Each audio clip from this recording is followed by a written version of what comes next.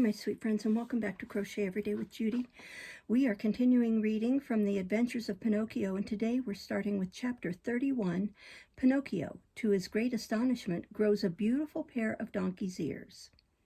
At last the coach arrived, and it arrived without making the slightest noise, for its wheels were bound round with tow and rags. It was drawn by 12 pairs of donkeys, all the same size, but of different colors. Some were gray, some white, some brindled like pepper and salt, and others had large stripes of yellow and blue. But the most extraordinary thing was this. The 12 pairs, that is, the 24 donkeys, instead of being shod like other beasts of burden, had on their feet men's boots made of white kid. And the coachman? Picture to yourself a little man broader than he was long, flabby and greasy like a lump of butter, with a small round face like an orange, a little mouth that was always laughing, and a soft caressing voice like a cat when she is trying to insinuate herself into the good graces of the mistress of the house. All the boys, as soon as they saw him, fell in love with him and vied with each other in taking places in his coach to be conducted to the true land of cocaine, known on the geographical map by the seductive name the land of Boobies. The coach was in fact quite full of boys between 8 and 12 years old, heaped one upon another like herrings in a barrel. They were uncomfortable, packed close together, and could hardly breathe, but nobody said, "Oh," nobody grumbled. The consolation of knowing that in a few hours they would reach a country where there were no books, no schools, no masters, made them so happy and resigned that they felt neither fatigue nor inconvenience, neither hunger, nor thirst, nor want of sleep. As soon as the coach had drawn up, the little man turned to Candlewick, and with 1,000 smirks and grimaces said to him, smiling, "Tell me, my fine boy, would you also like to go to that fortunate country? I certainly wish to go. But I must warn you, my dear child, that there is not a place left in the coach. You can see for yourself that it is quite full." "No matter," replied Candlewick. "If there is no place inside, I will manage to sit on the springs." And giving a leap, he seated himself astride on the springs. "And you, my love," said the little man, turning in a flattering manner to Pinocchio, "what do you intend to do? Are you coming with us, or are you going to remain behind?" "I remain behind," answered Pinocchio. "I am going home. I intend to study and to earn a good character at school, as all well-conducted boys do." "Much good may it do you." "Pinocchio," called out Candlewick, "listen to me. Come with us, and we shall have such fun." "No, no, no." "Come with us, and we shall have such fun," cried 4 other voices from inside of the coach. "Come with us, and we shall have such fun," shouted in chorus 100 voices from the inside of the coach.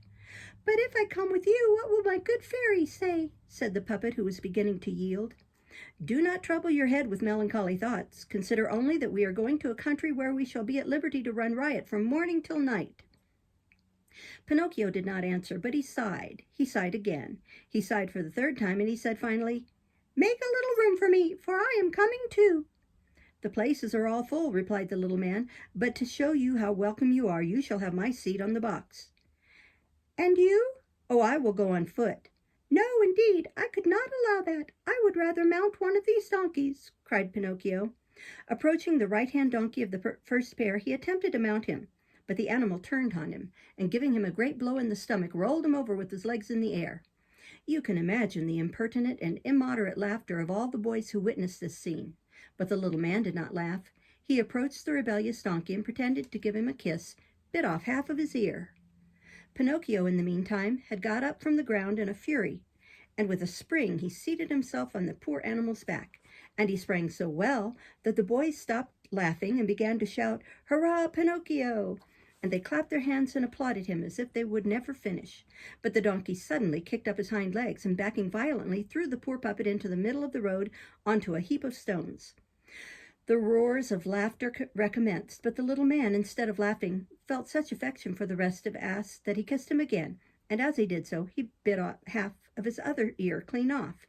He then said to the puppet, "Mount him now without fear. That little donkey had got some whim into his head, but I whispered 2 little words into his ears which have, I hope, made him gentle and reasonable." Pinocchio mounted, and the coach started. Whilst the donkeys were galloping and the coach was rattling over the stones of the high road, the puppet thought that he heard a low voice that was scarcely intelligible, saying to him, "Poor fool, you would follow your own way, but you will repent it." Pinocchio, feeling almost frightened, looked from side to side to try and discover where these words could come from. But he saw nobody. The donkeys galloped, the coach rattled, the boys inside slept, Candlewick snored like a dormouse, and the little man seated on the box sang between his teeth, During the night all sleep, but I sleep never." After they had gone another mile, Pinocchio heard the same little low voice saying to him, "Bear in mind, simpleton, boys who refuse to study and turn their backs upon books, schools, and masters to pass their time in play and amusement, sooner or later come to a bad end. I know it by experience, and I can tell you, a day will come when you will weep as I am weeping now, but then it will be too late." On hearing these words whispered very softly, the puppet, more frightened than ever, sprang down from the back of the donkey and went and took hold of his mouth. Imagine his surprise when he found that the donkey was crying, and he was crying like a boy. "Hey, Sir Coachman!" cried Pinocchio to the little man. "Here is an extraordinary thing. This donkey is crying." "Let him cry. He will laugh when he is a bridegroom." "But have you by chance taught him to talk?" "No, but he spent 3 years in a company of learned dogs, and he learned to mutter a few words." "Poor beast!" "Come, come," said the little man. "Don't let us waste time in seeing a donkey cry. Mount him and let's go on. The night is cold and the road is long." Pinocchio obeyed without another word. In the morning about daybreak they arrived safely in the land of Boobies. It was a country unlike any other country in the world. The population was composed entirely of boys. The oldest were 14 and the youngest scarcely 8 years old. In the streets there was such merriment, noise, and shouting that it was enough to turn anybody's head. There were troops of boys everywhere. Some were playing with nuts, some with battledores, some with balls. Some rode velocipedes, other wooden horses. A party were playing at hide and seek, a few were chasing each other. Boys dressed in straw were eating lighted tow. Some were reciting, some singing, some leaping. Some were amusing themselves with walking on their hands with their feet in the air. Others were trundling hoops or strutting about dressed as generals, wearing leaf helmets and commanding a squadron of cardboard soldiers. Some were laughing, some shouting, some were calling out. Others clapped their hands or whistled or clucked like a hen who had just laid an egg. To sum it all up, it was such a pandemonium, such a bedlam, such an uproar, that not to be deafened, it would have been necessary to stuff one's ears with cotton wool. In every square, canvas theaters had been erected, and they were crowded with boys from morning till evening. On the walls of the houses there were inscriptions written in charcoal. "Long live playthings, we will have no more schools, down with arithmetic," and similar other fine sentiments, all in bad spelling. Pinocchio, Candlewick, and the other boys who had made the journey with the little man had scarcely set foot in the town before they were in the thick of the tumult, and I need not tell you that in a few minutes they had made acquaintance with everybody. Where could happier or more contented boys be found? In the midst of continual games and every variety of amusement, the hours, the days, and the weeks passed like lightning. "Oh, what a delightful life!" said Pinocchio whenever by chance he met Candlewick. "See then if I was not right," replied the other, "and to think that you did not want to come, to think that you had taken it into your head to return home to your fairy, and to lose your time in studying. If you are at this moment free from the bother of books and school, you must acknowledge that you owe it to me, to my advice, and to my persuasions. It is only friends who know how to render such great service." "It is true, Candlewick. If I am now a really happy boy, it is all your doing. But do you know what the master used to say when he talked to me of you? He always said to me, 'Do not associate with that rascal Candlewick, for he is a bad companion and will only lead you into mischief.'" "Poor master," replied the other, shaking his head. "I know only too well that he disliked me and amused himself by calumniating me. But I am generous, and I forgive him." "Noble soul!" said Pinocchio, embracing his friend affectionately and kissing him between the eyes. This delightful life had gone on for 5 months. The days had been spent entirely in play and amusement, without a thought of books or school, when one morning Pinocchio awoke to a most disagreeable surprise that put him into a very bad humor. Chapter 32. Pinocchio becomes a real little donkey and begins to bray. What was this surprise? I will tell you, my dear little readers. The surprise was that Pinocchio, when he awoke, scratched his head, and in scratching his head he discovered— Can you guess in the least what he discovered? He discovered to his great astonishment that his ears had grown more than a hand. You know that the puppet from his birth had always had very small ears, so small that they were not visible to the naked eye. You can imagine then that what he felt when he found that during the night his ears had become so long that they seemed like 2 brooms. He went at once in search of a glass that he might look at himself, but not being able to find one, he filled the basin of his washing stand with water, and he saw reflected what he certainly would never have wished to see. He saw his head embellished with a magnificent pair of donkey's ears. Only think of poor Pinocchio's sorrow, shame, and despair. He began to cry and roar, and he beat his head against the wall, but the more he cried, the longer his ears grew. They grew and became hairy toward the points. At the sound of his loud outcries, a beautiful little marmot that lived on the first floor came into the room. Seeing the puppet in such grief, she asked earnestly, "What has happened to you, my dear fellow lodger?" "I am ill, my dear little marmot, very ill, and of an illness that frightens me. Do you understand counting a pulse?" "A little." "Then feel and see if by chance I have got fever." The little marmot raised her right forepaw, and after having felt Pinocchio's pulse, she said to him, sighing, My friend, I am grieved to be obliged to give you bad news." "What is it?" "You have got a very bad fever." "What fever is it?" "It is donkey fever." "That is a fever that I do not understand," said the puppet, but he understood it only too well. "Then I will explain it to you," said the marmot. "You must know that in 2 or 3 hours you will be no longer a puppet or a boy." "Then what shall I be?"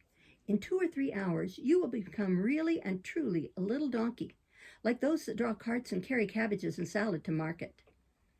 "Oh, unfortunate that I am! Unfortunate that I am!" cried Pinocchio, seizing his 2 ears with his hands and pulling them and tearing them furiously, as if they had been someone else's ears.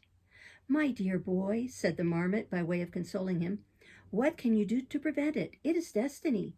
It is written in the decrees of wisdom that all boys who are lazy and who take dislike to books, to schools, and to masters, and who pass their time in amusement, games, and diversions, must end sooner or later by becoming transformed into so many little donkeys." "But is it really so?" asked the puppet, sobbing. "It is indeed, only too true, and tears are useless now. You should have thought of it sooner." "But it was not my fault. Believe me, little marmot, the fault was all Candlewick's." "And who is this Candlewick?" "One of my schoolfellows. I wanted to return home. I wanted to be obedient. I wished to study and to earn a good character, but Candlewick said to me, 'Why should you bother yourself with studying? Why should you go to school? Come with us instead to the land of Boobies. There we shall none of us have to learn. There we shall amuse ourselves from morning to night, and we shall always be merry.'" "And why did you follow the advice of that false friend, of that bad companion?" "Why? Because, my dear little marmot, I am a puppet with no sense and with no heart. Ah, if I had had the least heart, I should never have let that good fairy who loved me like a mamma, and who had done so much for me. And I should be no longer a puppet, for I should by this time have become a little boy like so many others. But if I meet Candlewick, woe to him! He shall hear what I think of him." And he turned to go out, but when he reached the door, he remembered his donkey's ears, and feeling ashamed to show them in public, what do you think he did? He took a big cotton cap, and putting it on his head, he pulled it well down over the point of his nose. He then set out and went everywhere in search of Candlewick. He looked for him in the streets, in the squares, in the little theaters, in every possible place, but he could not find him. He inquired for him of everybody he met, but no one had seen him. He then went to seek him at his house, and having reached the door, he knocked. "Who is there?" asked Candlewick from within. "It is I," answered the puppet. "Wait a moment, and I will let you in." After half an hour, the door was opened, and imagine Pinocchio's feelings when, upon going into the room, he saw his friend Candlewick with a big cotton cap on his head, which came down over his nose. At the sight of the cap, Pinocchio felt almost consoled and thought to himself, "Has my friend got the same illness that I have? Is he also suffering from donkey fever?" And pretending to have observed nothing, he asked him, smiling, "How are you, my dear Candlewick?" "Very well as a mouse and a Parmesan cheese." "Are you saying that seriously?" "Why should I tell you a lie?" "Excuse me, but why then do you keep that cotton cap on your head which covers up your ears?" "The doctor ordered me to wear it because I have hurt this knee. And you, dear puppet, why have you got on that cotton cap pulled down over your nose?" "The doctor prescribed it because I have grazed my foot." "Oh, poor Pinocchio." "Oh, poor Candlewick." After these words, a long silence followed, during which the two friends did nothing but look mockingly at each other. At last, the puppet said in a soft, mellifluous voice to his companion, "Satisfy my curiosity, my dear Candlewick. Have you ever suffered from disease of the ears?" "Never," And you? Never, only since this morning one of my ears aches. Mine is also paining me. You also? And which of your ears hurts you? Both of them. And you? Both of them. Can we have got the same illness? I fear so. Will you do me a kindness, Candlewick? Willingly, with all my heart. Will you let me see your ears? Why not? But first, my dear Pinocchio, I should like to see yours. No, you must be the first. No, dear, first you and then I. Well, said the puppet, let us come to an agreement like good friends. Let us hear it. We will both take off our caps at the same moment. Do you agree? I agree. Then attention. And Pinocchio began to count in a loud voice. 1, 2, 3. At the word 3, the boys took off their caps and threw them into the air. And then a scene followed that would seem incredible if it was not true. That is, that when Pinocchio and Candlewick discovered that they were both struck with the same misfortune, instead of feeling full of mortification and grief, they began to prick their ungainly ears and to make 1,000 antics, and they ended by going into bursts of laughter. And they laughed and laughed and laughed until they had to hold themselves together. But in the midst of their merriment, Candlewick suddenly stopped, staggered, and changing color, said to his friend, Help, help, Pinocchio. What is the matter with you? Alas, I cannot any longer stand upright. No more can I, exclaimed Pinocchio, tottering and beginning to cry. And whilst they were talking, they both doubled up and began to run round the room on their hands and feet. And as they ran, their hands became hoofs, their faces lengthened into muzzles, and their backs became covered with a light gray hairy coat sprinkled with black. But do you know what was the worst moment for these two wretched boys? The worst and the most humiliating moment was when their tails grew. Vanquished by shame and sorrow, they wept and lamented their fate. Oh, if only they had been but wiser! But instead of sighs and lamentations, they could only bray like asses, and they brayed loudly and said in chorus, Ya, ya, ya. Whilst this was going on, someone knocked at the door, and a voice on the outside said, Open the door. I am the little man, I am the coachman who brought you to this country. Open at once, or it will be the worse for you. We'll stop there and start next time with Chapter 33. Thank you for listening. Bye-bye.